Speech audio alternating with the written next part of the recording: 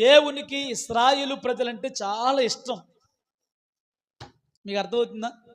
దేవునికి ఇశ్రాయేలు ప్రజలంటే చాలా ఇష్టం. పలుమార్లు వాళ్ళు బాధించిన, పలుమార్లు వాళ్ళు దేవుణ్ణి శోధించిన, తన దైవజనుడైన మోషేను బాధించిన, ఎందుకు ప్రేమిస్తున్నాడంటే వారంటే దేవునికి చాలా ఇష్టం. నేను అంటాను, ఈ రాత్రి ఇక్కడున్న నీవు కూడా దేవునికి ఇష్టమే.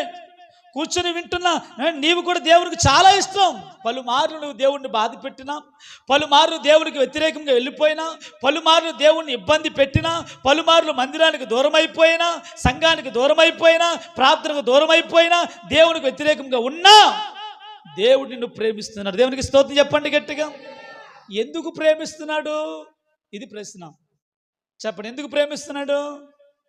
ఇకనైనా నీవు మారతావని. దేవునికి స్తోత్రం చెప్పండి గట్టిగా. దేవుడు ప్రతి వ్యక్తికి అవకాశం ఇస్తాడు. తప్పు చేస్తున్న వారికి, దారి తప్పిపోతున్న వారికి, దూరం అయిపోతున్న వారికి, ప్రతి ఒక్కరికి దేవుడు ఒక అవకాశాన్ని ఇస్తాడు. ఆ అవకాశాన్ని సద్వినియోగం చేసుకుంటే దేవుడు నిన్ను దీవిస్తాడు.